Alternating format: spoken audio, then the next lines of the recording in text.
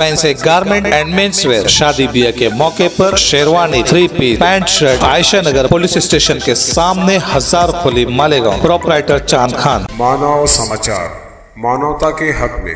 बुल्ढाना जिले में एलसीबी की बड़ी कार्रवाई, 4 देशी पिस्तौल, 17 कारतूस जब्त। एएनसी लोकसभा चुनाव के मद्देनजर स्थानीय क्राइम ब्रांच ने बीती रात बड़ी कार्रवाई की है। जलगांव जामोद तालुका से हथियार बेचने वाले एक गिरोह को मध्य प्रदेश से जेल भेजा गया है। उनके कब्जे से 4 देशी पिस्तौल, 17 राउंड, 1 मोटरसाइकिल, 3 मोबाइल फोन और 32,370 नकद सहित कुल 2,13,370 रुपए का सामान जब्त किया गया है। यह कार्रवाई जलगांव जामोद तालुका के नीमखेड़ी फाटा के पास की गई। पुलिस को विश्वसनीय सूचना मिली थी कि कुछ लोग मध्य प्रदेश के पचौरी से आएंगे और देशी पिस्तौल का सौदा करेंगे। इसके बाद एलसीबी और सोनाला पुलिस स्टेशन की संयुक्त टीम ने यह कार्रवाई की। गिरफ्तार आरोपियों के नाम भार सिंह मिश्रा खीरादेव, हीराचंद गुमान सिंह उचवारे, आकाश मुरलीधर मेश्राम, संदीप अंतराम डोंगरे हैं। इस मामले की जानकारी आज जिले के पुलिस अधीक्षक सुनील कडासने ने प्रेस कॉन्फ्रेन्स कर दी।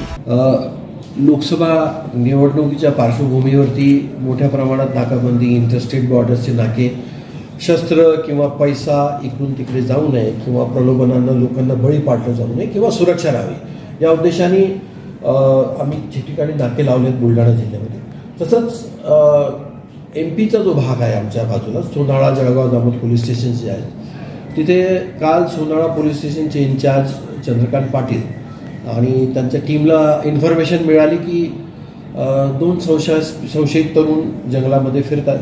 यांनी जाऊन चेक केलं असता त्यांच्याकडे 4 पिस्टल्स, देशी पिस्टल आणि 17 राऊंड त्यांच्याकडे मिळाले, 2 मोबाईल मिळाले आणि यांना ताब्यात घेऊन नंतर जेव्हा चौकशी पुढे केली तर यांच्या संदर्भामध्ये या शस्त्रांची खरेदी करायला जे इसम येणार होते त्या इसमांची वाट बघून वेषांतर करून पोलिसांनी ट्रॅप ठेवला आणि तिथे तो ट्रॅप कॅरी आउट केला। तर बालाघाटचे 2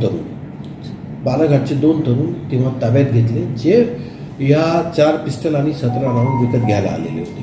तर असं एकूण 4 पिस्टल, 17 राऊंड, 2 मोबाईल आणि 1 मोटरसायकल, असा टोटल 2,17,000च्या आसपासचा मुद्देमाल पोलिसांनी जप्त केलेला आहे। 325 आर्म ॲक्ट प्रमाणे गुन्हा दाखल केला, आरोपी ताब्यात आहे, पीसी त्यांची मिळालेली आहे आणि इन्व्हेस्टिगेशन सुरू आहे। निवडणुकीच्या पार्श्वभूमीवर असल्यामुळे आणि सुरक्षेच्या दृष्टीने हे जे सीजर आहे ते अत्यंत महत्त्वाचं आहे आणि तपास सुरू आहे।